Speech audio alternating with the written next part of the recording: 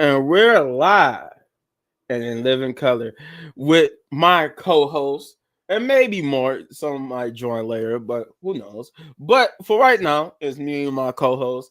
You know the Shay, aka Know the Rules. Uh, and we got a Friday night Smackdown review. And I know what you wonder, why is it called It's Not My Fault? Well, that's because Kevin Owens started to sound like Snitsky. If you know who Snitsky is, that was his motto. But we're gonna get to that in a few with his promo. But we start off with Solo in the Bloodline. I guess they be calling them the new Bloodline. I call them Bloodline 2.0 myself. Because that's what they feel like. They don't feel like the new Bloodline. They just feel like a 2.0 version of the Bloodline. Because they still got a original Bloodline member in Solo. So I don't call them the new Bloodline. I said Bloodline 2.0. But they come out anyway with Solo talking about Roman Reigns. How Roman Reigns was on his little boat and challenges him to a Tribal Chief combat match. Which is just a fancy way of saying that's a no holds bars match or anything goes match. Pretty much, they just call it tribal combat, but it boils down to a no holds bar, anywhere it goes type match. Uh, they're gonna leave the bloodline behind, and that he said that when he accepts the match, and that when they fight, he's gonna go in as tribal chief, and he's gonna walk out still tribal chief, still the head of the table, and still with the Udo Fala. I like that his voice cracked when he said Udo Fala. I'm like, I'm like, come on, Solo, you can't be doing that on live TV. Well, recorded, pre-recorded TV, but still, you was in front of a live audience, and your voice cracked, and everybody noticed it. Before he could finish, Drew McIntyre would interrupt, and that he would say, I do appreciate that you kicked, Jimmy in the face last week. He said, I appreciate it a lot, but you better have a damn good reason for why you interrupted me.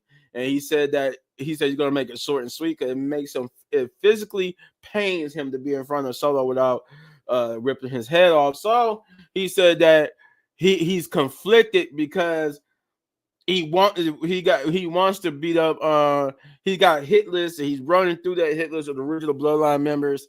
And he said, "I hope you lay in bed and I wondering when I'm gonna come get you."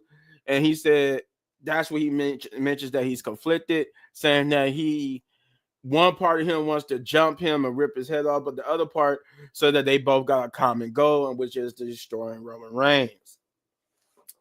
And he said he reasons that because it actually was Solo who helped screw Drew McIntyre out of his opportunity at Clash of the Castle. Was that 2 years ago now?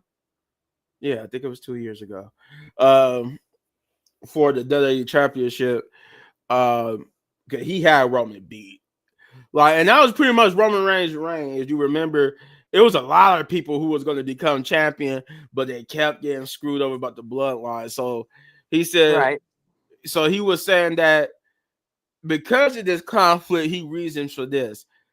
He said he's going to run through his checklist of bloodline members while Solo do him and everybody a favor and take out Roman Reigns. And he said once they both done with their business, then they can handle the business that they have with each other. And before Solo could respond, Jimmy would make his presence known, pull Drew McIntyre out the ring, and beat him with his crutch out of the arena.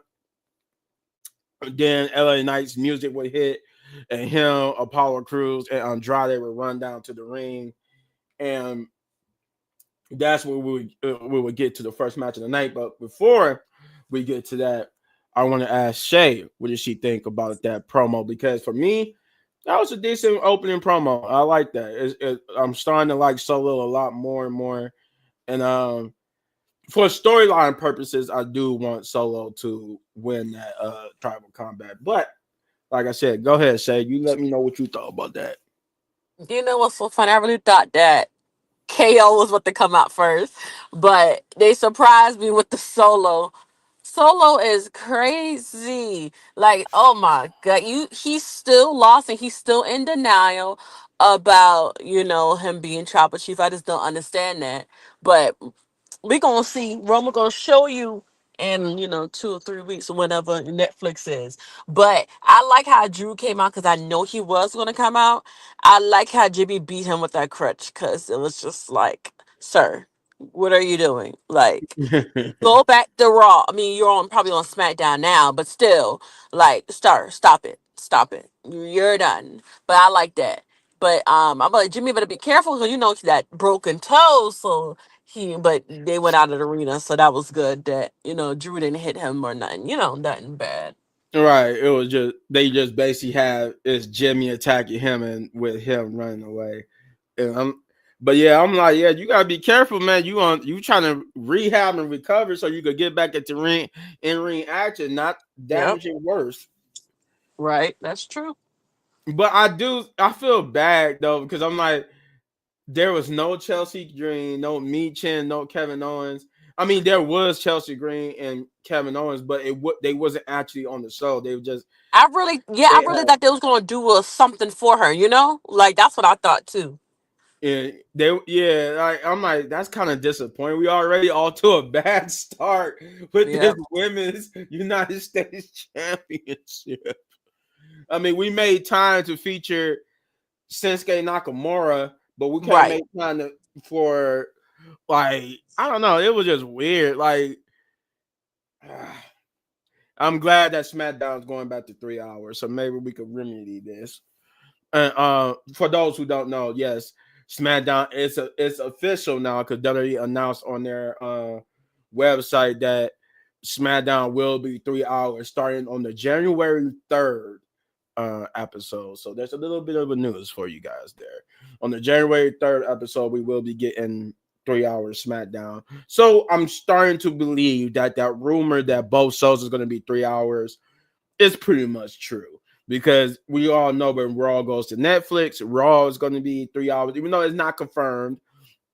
But it was pretty much rumored that that's what's going to happen. They only need 2 hours now until Raw on Netflix, and then it's going to be 3 hours. But SmackDown will be 3 hours, so get ready for 6 hours in pro wrestling. 3 hours on Monday, 3 hours on Friday.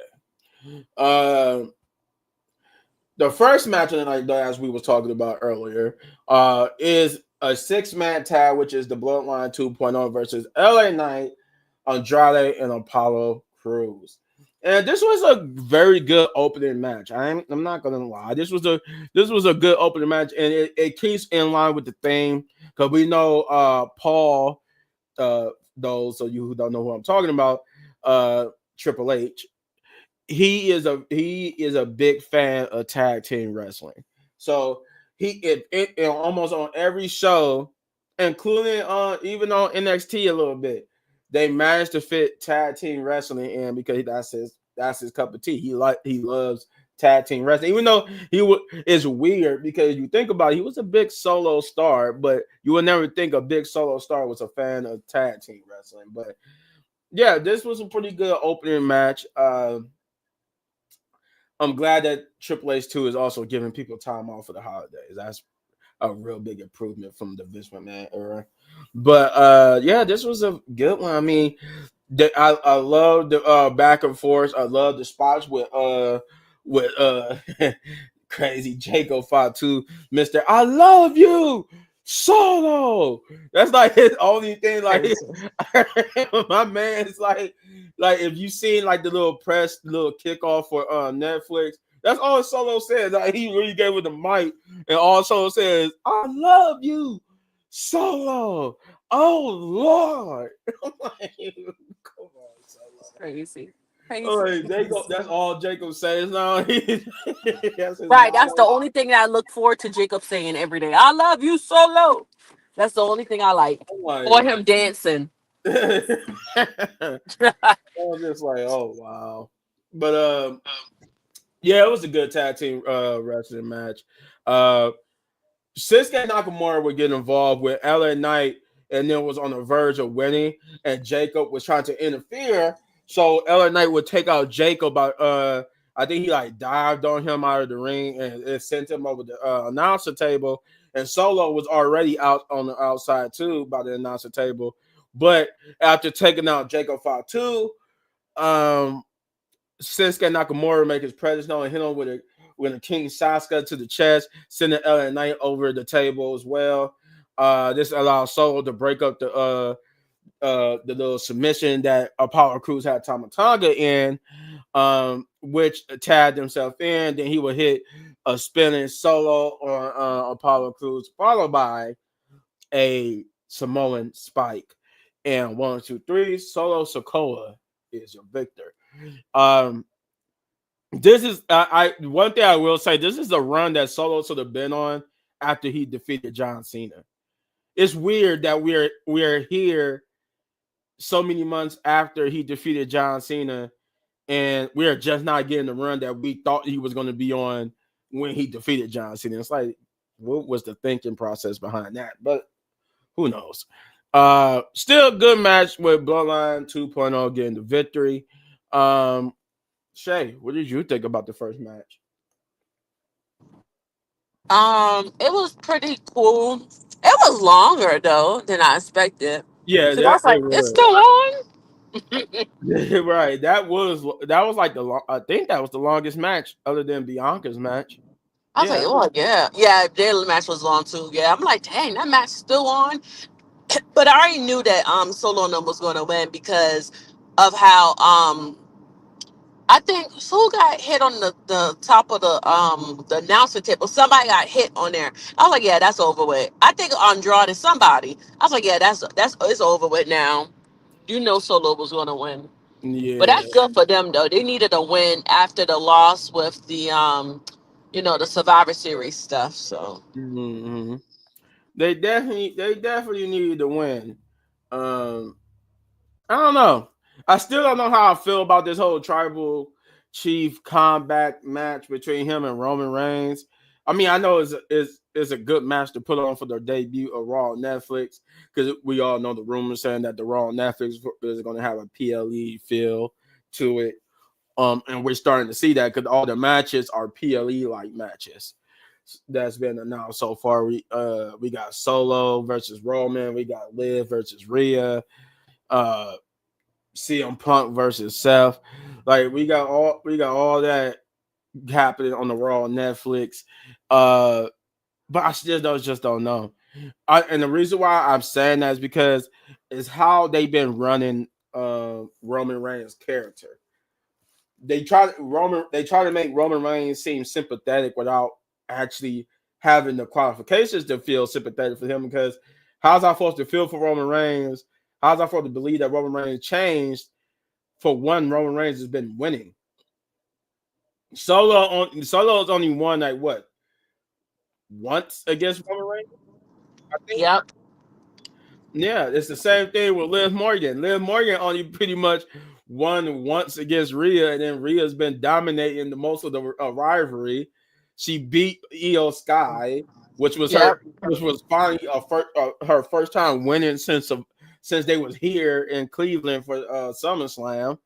Like, come on, man! It's like y'all got to start at least at some point you have to realize that even when Rhea or Roman loses, they don't look weak. I don't know. I'm gonna keep saying that because it feels like WWE is really protecting Rhea and Roman Reigns from looking weak, and they won't look weak because their star power is at a point they up there with like the Charlotte and Rock and Ric Flairs and stuff where win or lose they're not gonna look weak because their star power is too big now. They're too well liked to look weak when they lose. But right. WWE is cautious about that, so I don't know. Uh, we're moving on to a backstage segment. We got a couple of them too that's happening right here. We got the first one is Motor City Machine Guns. Alex Shelley being interviewed about his match coming up with Johnny Gargano, and he was saying that he felt betrayed. He felt that after 18 plus years, and he was the one who mentored and showed young Johnny Gargano the ropes. He threw all that away because of the tag team titles or whatnot. but he said, he challenged Johnny Gargano to a singles. The match is a singles match, but he challenged him to come out alone because he's coming out alone. He said, let's see if he's man enough to do the same. Then we got this is where I was saying about Chelsea Green.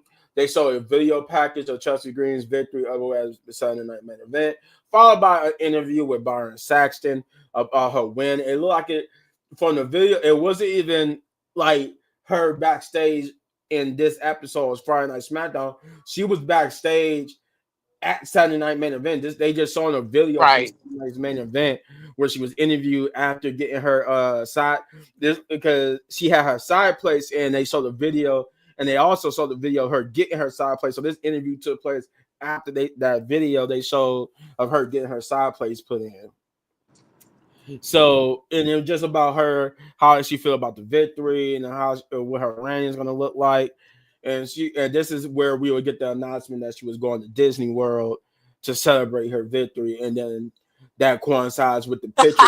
Somehow, I'm I'm like, crying. y'all should have released this video sooner because we got the picture of her at Disney World before we got the video of her saying she's going to Disney World. So Right. backwards, we see the video on yesterday's SmackDown about her going to Disney World, but she already went to Disney World because that picture she posted of herself and Zack Ryder at Disney World has already happened. So it's just like, Right. this was a weird and the only reason why they did this was because they wanted to actually have some type of semblance of her with the championship on the show, and I'm just like, that was weird. One of these spots should have been gone to her because the most important thing was to promote that title, and the way you promote it is by showing us a video package from it's Friday from almost a week ago. Like A week ago.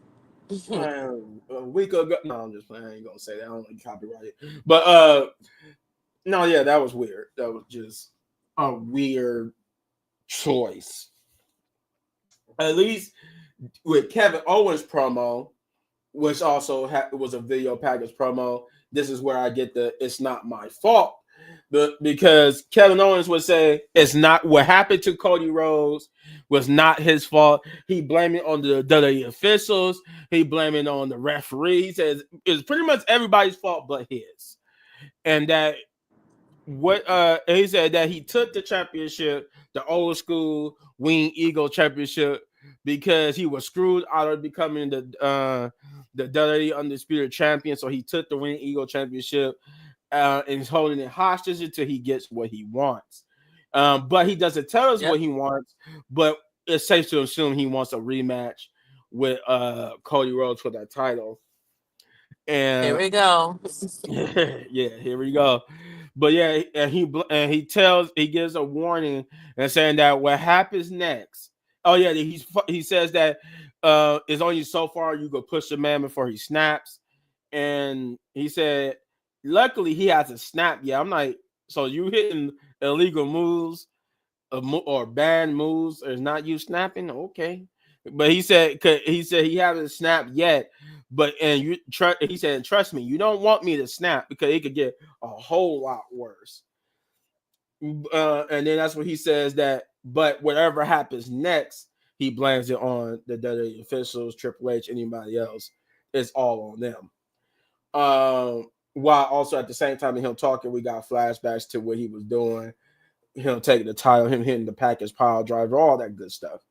Then we got a DIY backstage promo. Is like basically in response to what mostly Machine Gun Alex Shelley said, and said that basically called him stupid, said he wants revenge, but that's okay, and that he's going to go out there. He says he's challenged him to go out there alone. He's going to go out there alone. Told he told Tommaso Ciampa to stay in the back, which we all knew Tommaso Ciampa was not staying in the back. And then that's the end of the backstage promo. But then we get another one, the main one here, which is Grayson Waller effect with Austin Theory. I like how Grayson Waller though was about to say I guess he took exception to everybody saying to the announcer, and Grayson Waller getting ready to say, welcome to the Grayson Waller effect. So he said, welcome to the Grayson Waller and Theory. He said, and you saw Theory like effect. I'm like, oh, okay. Yeah. They don't like he don't like being left out. But they brought out Braun Strowman with Braun Strowman playing Santa Claus, giving everybody free t-shirts. Free t-shirts. And I'm like, you know what? That's one of the things I still haven't experienced being at like a Raw or Yes. SmackDown. I haven't experienced them like doing something like that where they'll throw out free t-shirts because they rarely do it. Like it Right. rarely happens. Like I think the last people to do it was the New Day. I think They so, used to yeah, yeah, they did. I think the New Day was the last people to like throw out like free New Days merch and stuff like that. Hmm. So something that rarely happens. That's why it's hard to experience that when going to a Raw or SmackDown because it's something that rarely happens. I Uh, know it was a shorty. I would. Oh, I wish I was that person that got that T-shirt. yeah, yeah. And then as you notice too, it rarely happens where like mostly it's like John Cena too. It rarely happens where the people throw their shirt, their own merchandise shirt they got on into the crowd as well. So Yeah. it's a rare thing now. Without John Cena being there, it's very rare.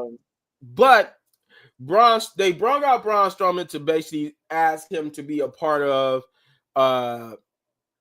of the Ultimate Alliance, which is if you don't know, that's a callback to the Ultimate Warrior and Hulk Hogan. That was like they tag team named the Ultimate Alliance. Uh, but they wanted to create a new Ultimate Alliance with him and Austin Theory with Braun Strowman. He said their brain, his brawn, and Braun Strowman has already warned them not to run their mouth because they begged him not to destroy the set because he said they've been having bad luck with keeping the set from getting destroyed. And he warned them if he don't want the set to be destroyed, don't run their mouth. But he didn't like that whole Braun and brains type thing because it was insinuating that he was dumb. And before he could assault them or talk about assaulting them with the set, Carmelo Hayes would make his presence known. And he would say, I like his promo though, because he said Nick always thought he could humble him by putting him up against Braun Strowman, but he said you can't humble greatness. And he said I might lose, but I never quit. And then he called Braun Strowman. He said, "Look, you Shannon call dressing B word." He said, "That's running back." And I'm like, "Oh, okay." That was a little bit edgy. I mean, okay, and they did. I'm surprised they didn't bleep out him saying the B word either. They didn't bleep it out. Uh, and Braun Strowman, he said you didn't learn your lesson from the last week, and he will start throwing the set at Carmelo Hayes, and thus we get our third match of the night. Second match of the night, excuse me. But before we get there, Shay, what did you think about this Grayson Waller promo with Braun Strowman and stuff? It was okay to me. I felt like it was unnecessary. I felt like that could have been given to like Kevin Owens or Chelsea Green to be Right, actually. exactly. I thought he was going to interview Chelsea Green or Sensei. That's what I thought when I turned it. And I said, "Oh yeah, I'm about to interview somebody. They gonna interview Braun Strowman? Really? Like, I really don't really I mean, really does. it was a backstage segment on last week's SmackDown. He asked Braun Strowman to be on there, so I knew he was interviewing Braun Strowman because this was set up last week. Oh, I didn't see that. Yeah, it was like after he beat Carmelo Hayes last week, there was a backstage segment where he was asked by Grayson Waller and them to it wasn't like one of those segments that they didn't show on the show and they just sold it on their YouTube page. It was actually on the show. They uh they just asked him to be on there. It was after I think Pretty Deadly had asked him to be a part of the thing, part of the little play, and then Oh gosh. he shrugged them off and kept walking, and he ended up bumping into Grayson Waller and Austin Theory, and that's when they asked him because he was getting ready to get interviewed by Byron Saxton, but they would interrupt and ask him to be on the Grayson Waller effect. And he would say, you know what, yeah, I'll be there. And they taunted Byron Saxton by saying, yeah, see, we got the real school, we the real journalists. That's how we got to this week. Hopefully, we get some more better. Like they used to do really good with TV show, like little TV hosts. I'm sorry, that was just no, it was no need for that. Like I really thought this would have like it would have been cool for them to ask some questions, but come on, bro, like. No, I think they need to really, if they want to really run back to doing the TV shows and stuff like they used to do, like the Miz TV and all of Yeah. those type of things, they need to really do it like, you know, bam, here we go. Like good segments. Because that was just, they could have kept that. Yeah, yeah. I mean, even with the Miz TV, when he does it, he at least asks questions and start a Right. controversy. They didn't really ask no questions. Like, well, they just asked him. They did ask to be part of the Ultimate Alliance, but that was it. But like, this was What mostly just I feel like every time when they interview somebody, somebody beat them up. Like I feel like right. every time, just every time. And they didn't, and they was lucky that they didn't get beat up this time. But I feel like it was just very unnecessary because it was mostly just a way to get to the second match, which is Carmelo or Braun Strowman versus Carmelo again. So I felt Right. like that's what this segment was about. Like it felt unnecessary. It felt like we didn't even need it. Like we could have had that could have been like a backstage segment. This could have been time for Chelsea Green to actually be on the show, or that could have been a match. She could have had a match with Meat Chin or somebody to put somebody else over in the mid card division. Like that could have been given time to that, or that could have been given time for Kevin Owens to be on the show, like in person. But it's like I don't. It's weird. It was weird to me. Like that was like I'm not saying it was a bad segment. I just felt like it was okay, but it was unnecessary. It was just really unnecessary, but it wasn't bad. It wasn't good either, but it was It okay. really wasn't. Like it wasn't bad nor good. It was okay, but at the same time unnecessary. Just like I don't know. That's how I felt about it. Yes. But we get to the second match, which is the Braun Strowman versus Carmelo Hayes, and this is why I say it was unnecessary because this wasn't even a long match. This was like between the segment. If you combine the segment and the match was basically like a 10-15 minutes, with literally the match being like 5 or so minutes of it. And this wasn't long. It was basically the same length as the previous match was, where they fought for a good, back and forth. Carmelo got more. I will say the difference here, Carmelo got more offense in this time around than Braun Strowman did. Braun Strowman did get some offense in, but it wasn't as much as Carmelo. They let Carmelo dominate this much, and it kept leading to like them fighting on the outside, and then that last time they fought on the outside, they fought for so long that the referee had gone to like 7 and 8, and Braun Strowman just threw Carmelo back into the ring and got himself counted out because by the time Carmelo like hit the ropes and fell into the ring, the referee had already counted 9. So when Braun Strowman get ready to get in the ring, it was 10 count. And since he was still on the outside, that means your winner of this match is Carmelo Hayes via countout. And then that Braun Strowman was just basically frustrated that Carmelo Hayes was winning. Carmelo Hayes talked trash, and then he chased Carmelo Hayes basically from the ring to the back. And like I said, I felt like this. That's why I felt like that whole Grayson Waller thing was just very unnecessary because this match in itself was unnecessary. They put on, they didn't put the match was no different than the match before. This was just a way to give Carmelo a win. So you did, instead of giving him maybe I don't know, let him beat him by pinfall. He basically won by count out, which kind of makes Carmelo look weak in the way you do it because he didn't win, like he didn't knock Braun Strowman down and kept him down to get the count out. He just lucky into the win because Braun Strowman threw him in the ring in time for him to beat the count, and then Right. Braun just got himself counted out. So it's just like all this was unnecessary in the in the sense of I would have replaced both. I would have replaced both the Gracie Water effect and this match, or maybe like the Kevin Owens promo, and the second match would have been like Chelsea Green versus I don't know somebody B Fab or somebody, you know, Right. or you know that's give them a match to put over this United States Championship match. I would have done that.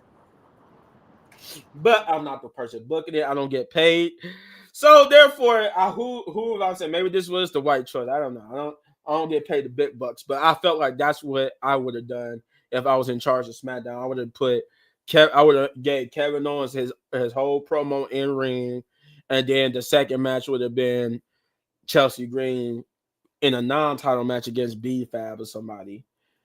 You know, it just was no, that was just weird. It was just very weird. Um, but yeah, what do you feel about this match? This Braun Strowman versus Carmelo. Um. Yeah, that's Yeah, basically it was just a that's basically how filler. yeah, that's how I felt. Yeah, Yeah, a filler match that we really didn't need. But I feel like they're gonna make him run it back again for the third time. Cause you know Carmelo runs it back 3, 4, 5, 6, 7 times before right, it's done with. But yeah, it's just a filler match. It was just like they didn't have nothing else to do, so they was like, "Hey, you guys just fight real fast for the like for 3 minutes or 4 minutes." right. And that and pretty much what I said, that was the match itself. It really was just them fight in the ring. They kept running outside, so they kept running outside and back into the ring until they done it one last time to where that was the end of the match, and that was all within the 3 to 5 minutes of that match. That's pretty much was it. Besides from the fact, like I said, the only difference was they did get some offense in. Carmelo, when they was in the ring, Carmelo did dominate most of the time. Yeah. What's up, say dear? Thanks for joining us, man. Um, yeah, did we get a Nia Jax promo backstage? Where Nia Jax and Candice LeRae is basically talking about strategy about the match, and then Tiffany comes into the picture and she says she can't wait for them to go win the match, that she's going to be there ringside. But they told her, but Candice LeRae and her sucking up to Nia Jax's own kind of way. She basically said, "You know what, Tiff? Why don't you stay back here, take notes of what it looks like to actually win a championship?" I'm just like, "Yeah, you're gonna keep alienating the person who got the money in the bank briefcase. That's smart." And you're gonna keep alienating her by having Candice LeRae taunt her, and then Nia Jax not defending Tiffany. So yeah, we're starting to get where I think if you look at it, Tiffany hasn't done anything heelish in a long time. Like when was the last time you see her do anything heelish? I think they really transitioning her into a baby face, but I digress. Tiffany, they told Tiffany to stay in the back, or Candice Ray did, said that line about looking and watching what it like to get to win a world championship. And she said, but if you really want to help us, uh, she said, no, go get some party favors, balloons, and set up for their celebrations and some pain. She said that there's a lot of work to be done, so she said get to it. And Tiffany just looked at them and walked away. So I'm just like, yeah, they're really setting Tiffany up to be a baby face because like every episode is now just Nia, like like was just Candace sneak dissing her and like Nia being Right. passive aggressive towards Tiffany.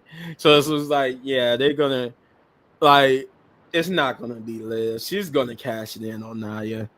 She really is. And then they keep teasing it. Like every time she come out, is she about to cash in on Nia? Like, okay, she's gonna cash it in. They making it Right. Like they say every time. Like, sir, stop it, please. like, okay, we get it. She's gonna cash it in on We Nia. get it. We get it. Tiff seemed like she would be a good friend if Nia had treated her better. Yeah, Nia would have treated her better. She probably would have, because Nia just been I mean, bullying in the Tiffany. beginning, she was. At the Yeah, in beginning, the they were beginning she really, was, yeah, but the more and more that he got, she just became like Tiffany's bully.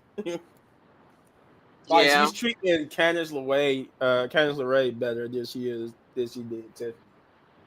But that's because Candice is sucking up to her, making her feel like royalty. So Yeah. uh let's see, what do we get? Oh, then we get the continuation of whatchamacallit, uh-oh, of Carmelo getting chased by Braun Strowman, and it was just funny. It was just like it's a usual promo that we seen time and time again where uh Braun would chase somebody backstage, they running, he run past people and he asked them where they are. And it was same on same, but it still was good. Carmelo was running, you could hear Braun yelling back like a monster like from a horror movie chasing someone. So he run past Legado del Fantasma. I like how he pushed Santos and Roberto together to block him. Oh God. I thought Braun was just gonna come blowing through them, but no, he just comes up to them and just like, "Where Carmelo? Where did he go?" And you got Santos telling something. I ain't no snitch. I'm not telling you. And he like I'm telling crying. me. He said telling me is worse than not snitching. And then it was like Brown was getting ready to beat him up, but then Angel Garza had some sense. It was like, hey, look, no, he went that way.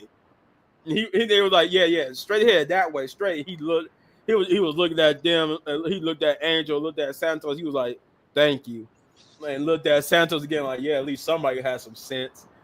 And then you can see Santos arguing with Angel Garza as Braun Lee about snitching. And that's when he runs into Pretty Deadly again with them asking him Again. to be a part of his play. He said he smashed their skirt. He said, I don't care about your dang play. And then he would right after that, he would get attacked by Carmelo with a chair. Carmelo would hit him in his legs and then bash him in the back with the chair. Uh, and then throw the chair on him, laugh, and run away. Only for Brown to rise up like a true monster from a horror film and still continue to chase. But we'll never. I don't think we actually ever find out he actually caught Carmelo because that was the last year we seen Carmelo and Braun for the day. Uh, then we get the third match of the night, which is Alex Shelley versus Johnny Gargano. Uh, DIY got some new music. I don't know if they already had new music. I couldn't tell you if they already did. It seemed like this was new music to me because they theme song is different now. It's got more of a edgier rock and roll feel to it now. They changed. It's not even like a remix of their original song DIY song. It's like a whole new music with an edgier guitar and darker thing, like a darker tone and stuff that signify that they're heels now. But this was a pretty good match. This was a pretty good match between Alex Shelley and Johnny Gargano. He really sold the story on, on how they were once friends and mentors, but because Johnny Gargano portrayed them to win the title, they pretty much now enemies. I feel like it's weird. We still haven't gotten the confirmation that they were the ones who attacked the Street Profits. The Street Profits and BFAT was nowhere to be seen on the show. So I'm just They like, don't even, yeah, they don't even care. You could tell they didn't even care I'm about just that. like, I'm like, okay, like we got all these mysteries going on. Who attacked Jay? Who attacked the Street Profits? And at least we could have found out. At least it seemed like it's obvious it was DIY who attacked the Street Profits, considering that they went and healed to say that they got attacked. So it was sort of being obvious it was DIY, but no, we don't get no follow up to that. It was all about Johnny Gargano and Alex Shelley. Like I said, pretty good match. It was good, pretty good back and forth with some good moments in it until Tommaso Ciampa got involved. Of course, like I said, of course he stayed in the back. It says Carmelo chased by Strowman is like watching a B horror movie. The chair shot was funny. Yeah, it was. It really was. Yeah. and once Johnny Gargano go, well, of course, Alex Selly's partner, I can't remember his name, uh, got involved and chased Tommaso Ciampa off. But this still would lead to Johnny Gargano taking advantage, getting a roll up pin by also by holding the tights. You know, he used a cheap heel win to get the victory here, so it was a pretty good match. Now I would say this match was worthy of being on the show over that second match with Braun Strowman and Carmelo Hayes. Though I like Carmelo Hayes and Braun Strowman, I don't think they should have put on that match. I don't really do. But we're talking about Johnny Gargano and Alex Shelley, and this was a pretty good match. I enjoyed it. It got me back into the show after that lackluster promo with the Grayson Waller effect in that match. But I got back into the show after watching it. So, yeah, it was pretty good. But what did you think about it, Shane? Oh, I thought she was with us. Uh, so, then we will cut to Bianca Belair and Naomi backstage. They like we just like instantly go from Johnny Gargano and them into the ring to Bianca Belair and Naomi just being backstage and Gorilla get ready to come out, and they're basically being interviewed about them teaming up for this match and how Naomi feels about it. And they Bianca said that she's still not gonna give up on who attacked Jade. She's still gonna find out who did. But she said she knows that Naomi got her back. She always had her back.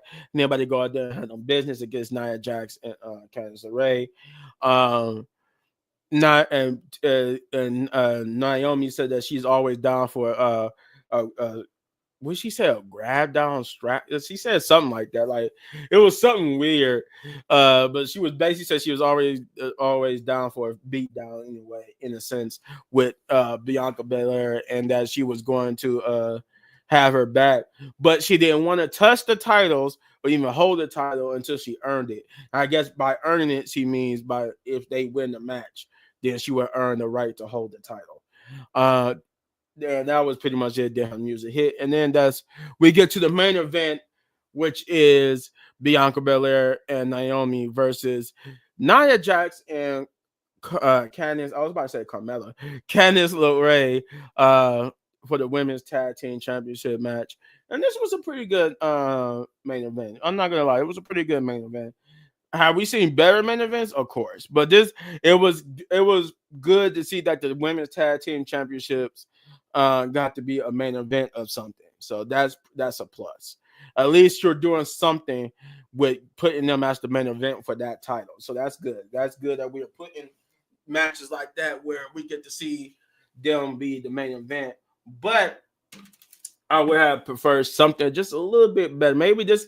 I think this should have been like a tornado tag or anything goes match, like anywhere. No, false counts anywhere. Something like that would have spiced up a little bit more. But for what it was a good match. It got a decent time. They got some decent spots, like the spot where Nia Jax bust herself open. I was like, oh my god. Or she didn't bust herself up. I think like either Bianca or Naomi made her hit her head on the turnbuckle or something, and she got cracked open. So I'm just like, oh, okay, that was different.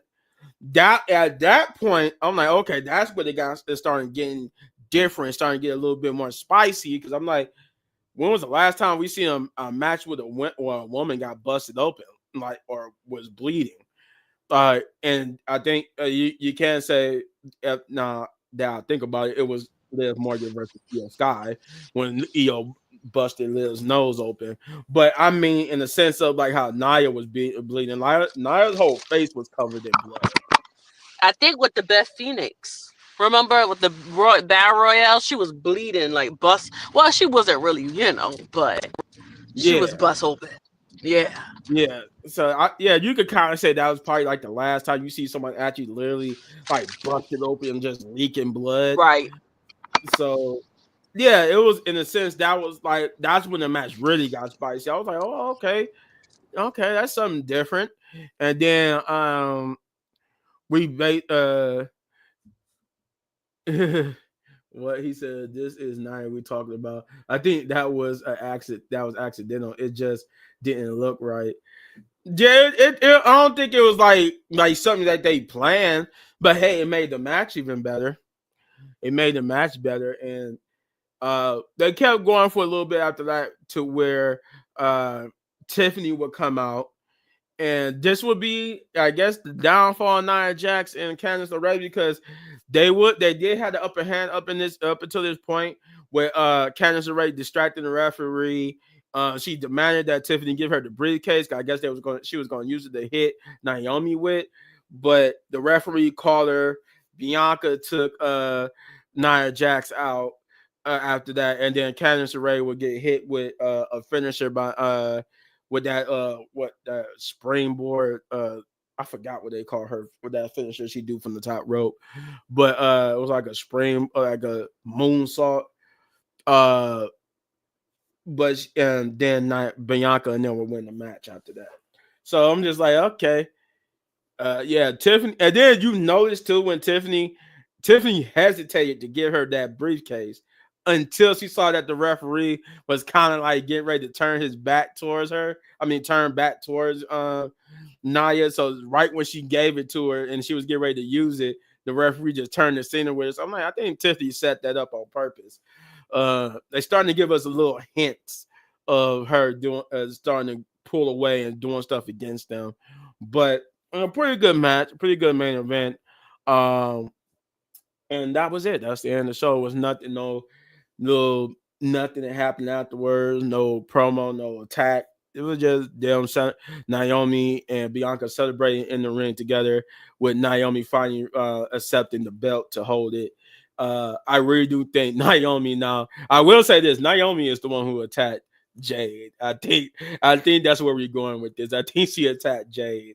I think if this is true, I think the story is that she's jealous that they left her behind after WrestleMania, and then like she had to find her own way into the to be heard or be seen, and then they teamed up with her, left her again, and then she just like, you know what? No, Bianca was my friend first before you came along, so she probably attacked Jade because we still don't know where Naomi was doing the attack on Jade. So I pretty much Yeah. think at this point that's the story you're gonna run with. I wouldn't be surprised when Jade comes back and she goes directly after Naomi, or Oh yeah. if she didn't attack, that's probably gonna use. They probably gonna use is if it wasn't like say it was somebody like Charlotte or somebody, they probably gonna use Naomi as a way to turn Jay heel and against Yeah. Bianca. So it's either Naomi attack Jay or Naomi's gonna be the plot device to turn Jay heel so we could get Bianca versus Jay finally. Say right. Say if they act like, say if Jade act like she don't remember. That jump will be even fire because say after like a while she's remember who attacked her. Right. And And it can be like, oh Naomi, you did it. You beat me up with Charlotte or somebody or Bailey, something like that.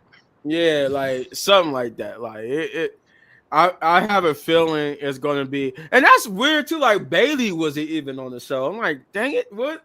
Right. It was just like there was like a skeleton crew for SmackDown for real. They really had nobody on there. Nobody. I'm surprised they haven't came up with some bogus footage the attack by now because those arenas have multiple cameras. Yeah, yeah, I'm surprised. Like they really dragging their feet with this whole who attacked Jade thing. And I think they want to. I think what they're doing though, they're trying to wait until Jade comes back to like to go deep into it and who did what, and to show who did it. Maybe we get some footage. Fine, they really dragging it to see how long Jay is really going to be out because And I know they got a foot or something. they got something in store. I know they got something, Like but y'all could at least show somebody foot or somebody head, something. yeah, at least show us some footage already. But then again, Yeah. the other thing too is she's really as hurt as she was. I could see why they haven't shown no footage of it, because maybe if she really did have a neck injury, because like again I go back to the fact that when we saw Right. her in the car, we never see nobody touch her. Like nobody, none of the referees touched her and helped her off the thing because they were trying to be careful with her. Because if she really has a neck injury, they had to really be careful. And then when we see in the ambulance part again, we didn't even see her get loaded into the ambulance. It was just already assumed that she was in there and they was closing the door. So my thing is, if she really is injured and she really is have a neck injury, then that's probably why we don't have no footage of who attacked her, because they had to be so delicate that they have to wait till she come back to actually film footage for that. So I don't know. It could be that. That's my speculation. But Shay, what do you think of this main event? I mean, it was all right. Like they could have saved it for next week or something. Like I don't know. Like it wasn't really as good as I thought it was gonna be because I mean Bianca dominated most of the match. Naomi really didn't do anything. Yeah, Naya looked good for the most part. Like it was just like one person out of each group did good. It wasn't like a whole team effort or whatever. But yeah, that hit, I was like, yo, like my girl leaking, like y'all did that to my girl. Like you really made her hit her head on that thing. But you can tell, like it was coming down, and she kept wiping it or whatever. And I'm like, just stay down. Like y'all already lost the match. The match is already done. Just stay down, right. boo. Just stay down. I think they you could tell too at the end of the match, like when they was where Bianca and them was celebrating, you could tell that Hmm. that they wiped her blood away. Because by the time we got the shot Yeah, of Naya again, her head was completely wiped of blood. So they must have, like, off camera, yeah. they must have gave her like a towel or something and wiped her blood off. But yeah, it was like, you're right. It was like Naya and Bianca was like the ones who did the most, and Naomi and Candice didn't get the time to shine and stuff like that. So it was pretty. It was like, yeah, not. It's only one person from each team that really did good. Uh, So, what do you think is going to happen? Do you really think that not Naya, Naomi and Bailey gonna really keep the titles that long? I think that Naomi gonna make them lose them titles. I'm feeling like she's gonna make Bianca lose the titles. um, if I would have to say, I say they keep it until Jay comes back, and Jay, I don't know. It's like, it's weird. Like if Naomi is the one who attacked uh Bianca, I mean Jay, is Naomi is the one who attacked Jade, then I could see Jade being the reason why they lose, because she gets mad. She's so filled with rage that she accidentally disrupts the tag team match and caused them to lose the tag team ties because she chased Naomi off, and then it's Right, revealed that she was the one who attacked. Because I see it like they probably show some like footage that it shows Naomi attacking Jade, and then Jade, like, Naomi is shocked and looking at Bianca, because Bianca is seeing the footage. It's like, what's going on? right. You the one who did this? And then Jade comes out and attacks Naomi, and that ruins the match. It kind of gets them to lose them the title, and then them not winning the title back is probably what's going to set Bianca and Jade on that course of fighting each other. So I don't know, it's something like that. But That's gonna be fire. I think they keep it until Jade comes back. And I would assume she must gonna be coming back soon, because instead of stripping Bianca the title, they Right, just have Naomi hold the title with her. So she must not be as injured as they make it seem like, where she might be out the whole year. Maybe it's just a minor neck injury, and she only has to really be right. out for 3 months, because they did say the minimum was 3 months. So she would miss the Royal Rumble, but she would come back sometime probably at the end of February Hmm. going into March.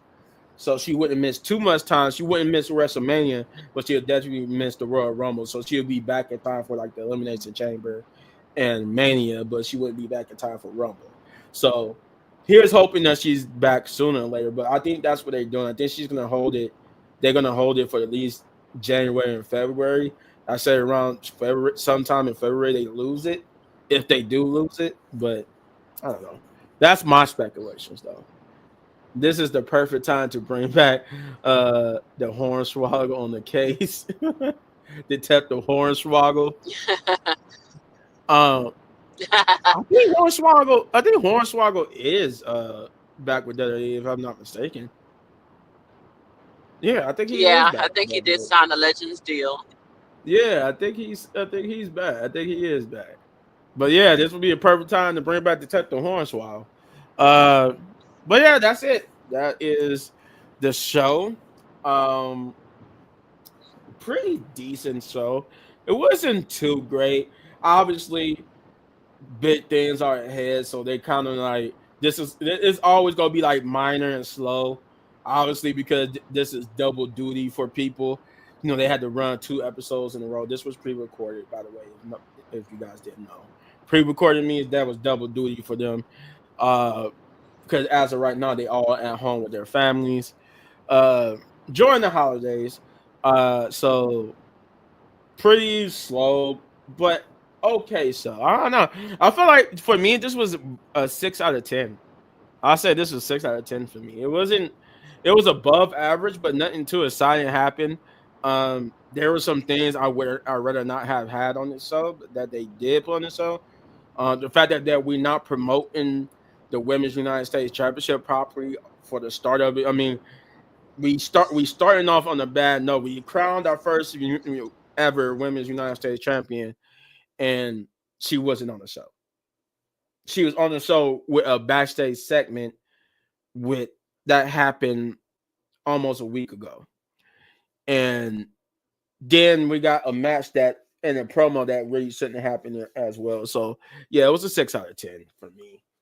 Um, but what about you, Shay? What do you give it? I give him a 5.5. Yeah, yeah, I can see that. Yeah, because like I said, it It was just wasn't. kind of boring. Yeah, it was kind of boring. It really wasn't like it really wasn't like anything major. Like none of the matches really was anything significant. But it wasn't like all the matches was bad, but nothing really significant happened. I mean, they gave some people the time to shine. They gave Carmelo time to shine, but I think he could have done that without having a match. I think they could have gave more emphasis on the Women's United States Championship, but I don't know. Yeah, Yeah. it wasn't nothing too spectacular. I mean, this was an average SmackDown, but then again, I see why. I see why because Yep. you know they get enough for we're all on Netflix. We keep getting the little teases. I'm like, God, okay, we get it. Raw is coming to Netflix. We keep getting our Raw Netflix vignettes, And and then they have everybody on the trailer. Like, stop it. Like, right, like we get it. But yeah, this is probably them just winding down and getting ready for the bigger events like the SmackDown that's going to be 3 hours, the Raw on Netflix, which would be 3 hours.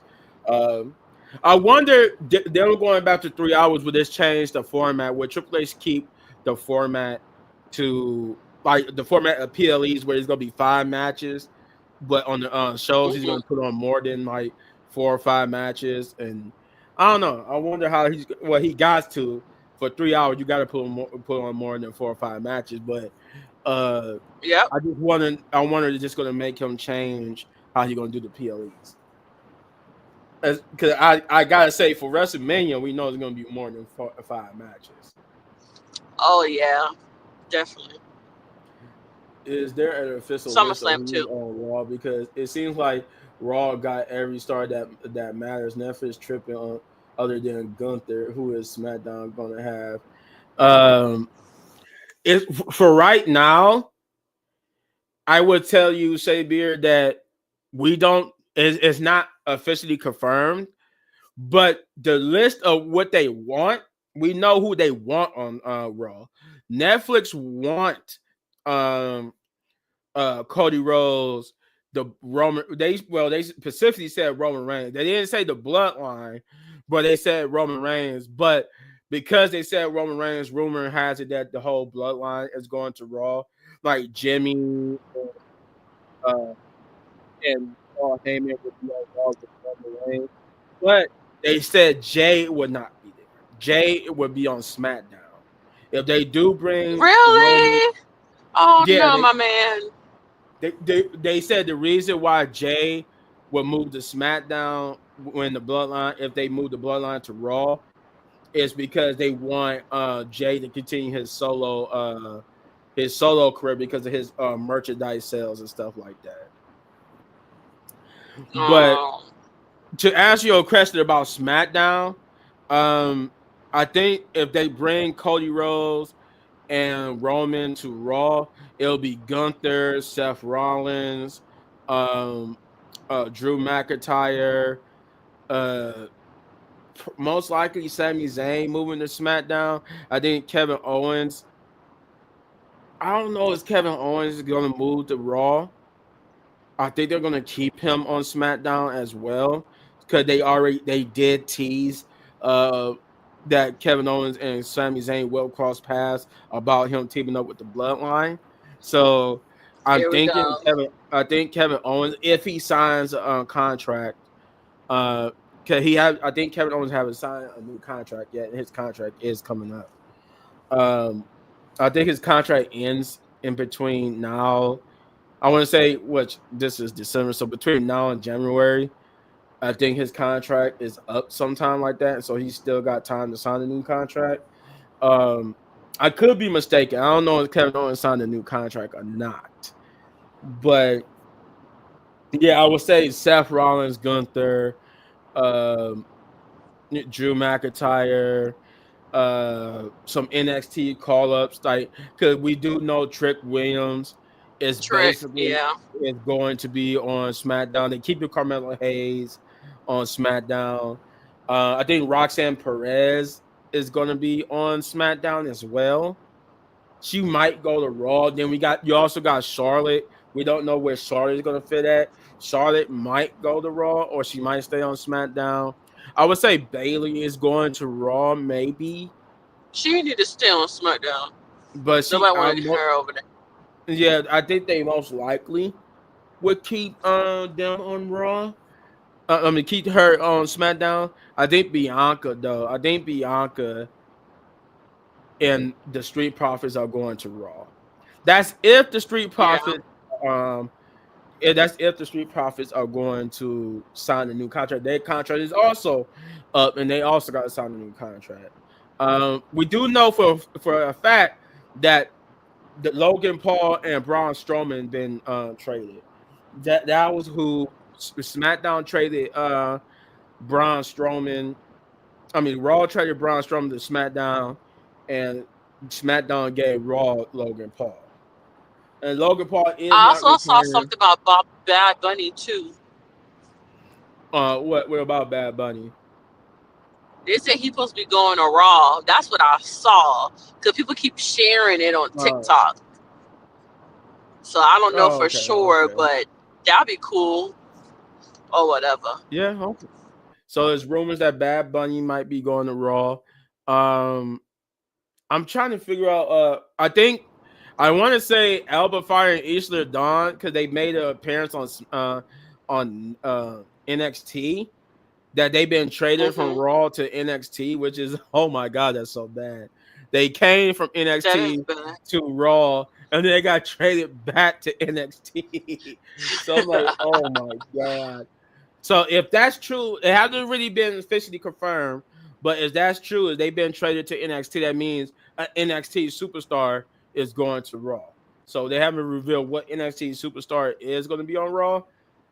It's not that at the moment, it's not that many people on NXT that's main roster ready. I mean, you got Obafemi, you got Roxanne Perez, Trick Williams. Though Hmm. I think it's too soon for Trick Williams, but I don't get paid, so I think it's obvious to assume that Trick Williams is going to a main roster soon, even though I think it's too soon for him to go.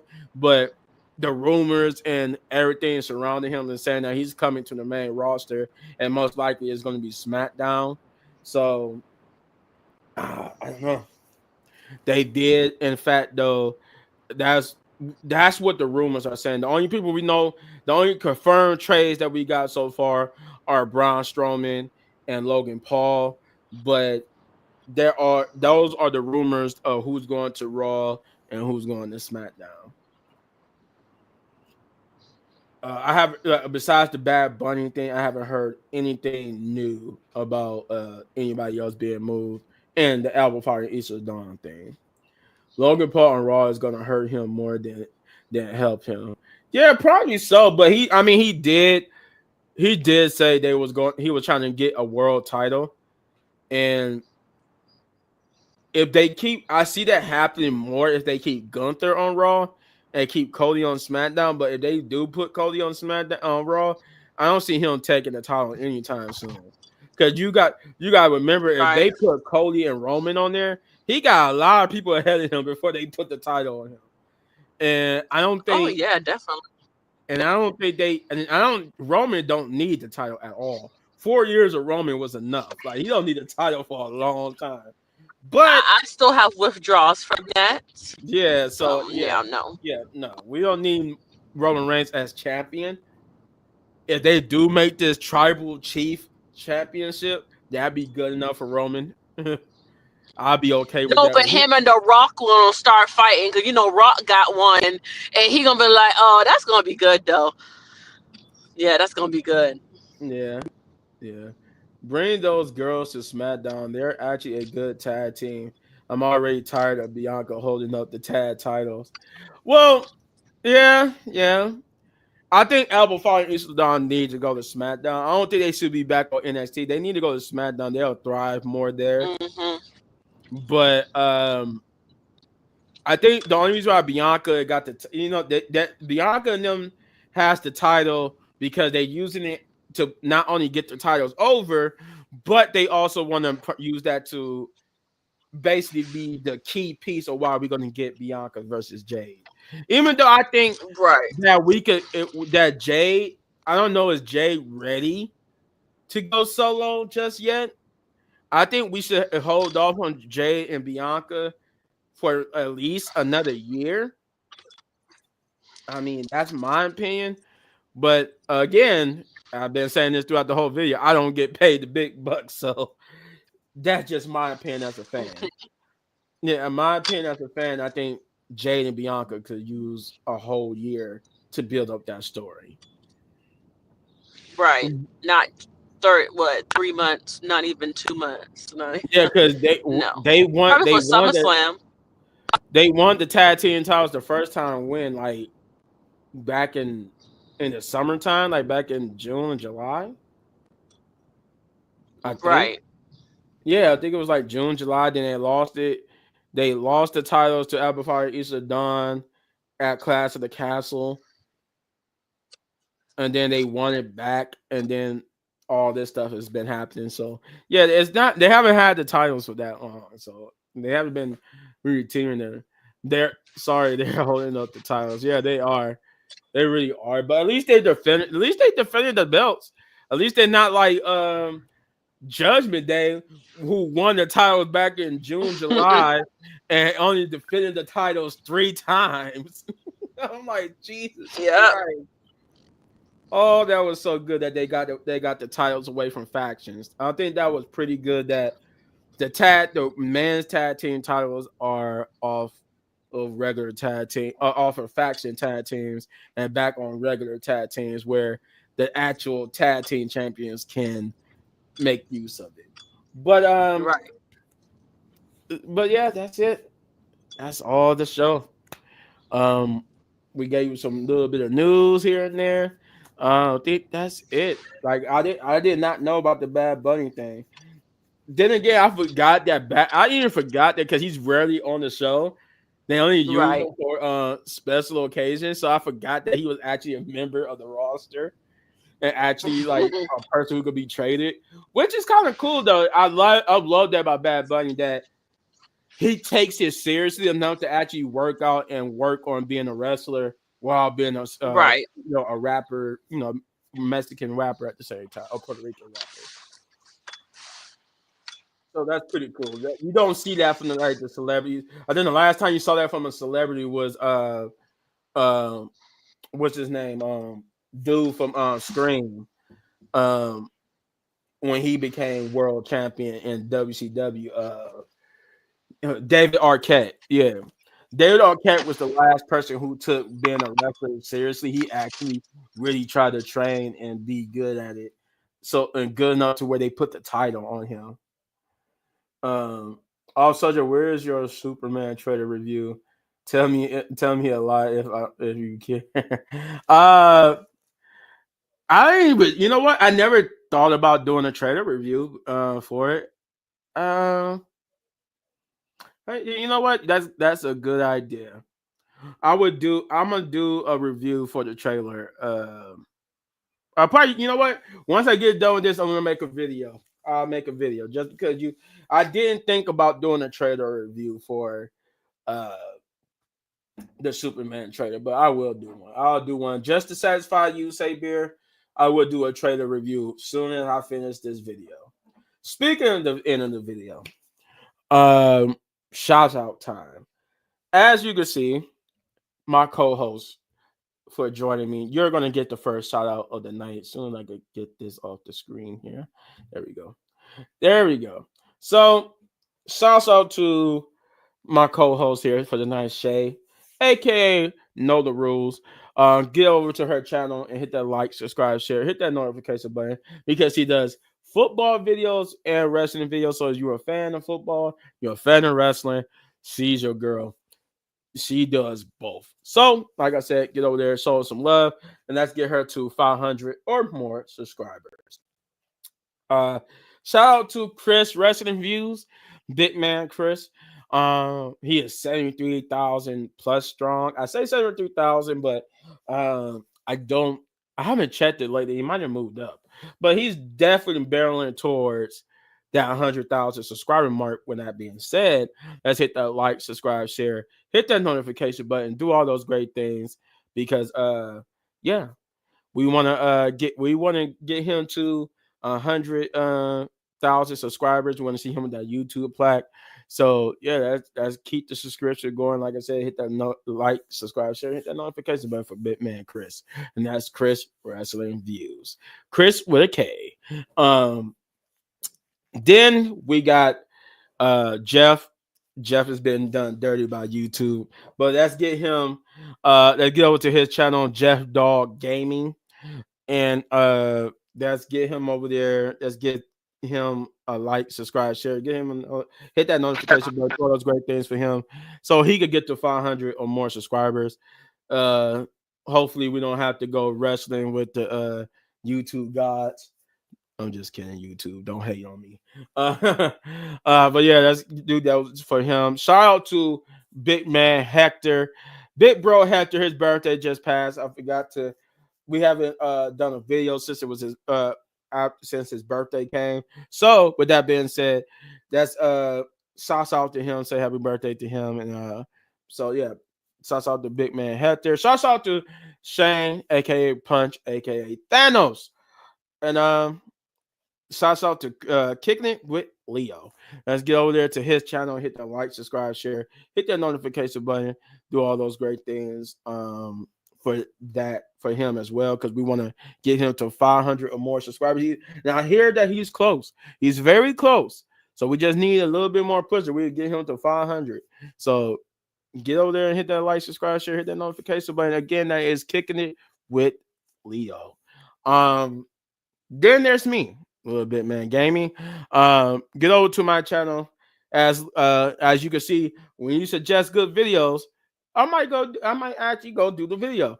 As Sabier suggested, I'm gonna do a trailer review for Superman and give you my thoughts and opinions on it. I did kind of give you my thoughts and opinions on it in the video, but I guess to actually sit down and review the whole trailer.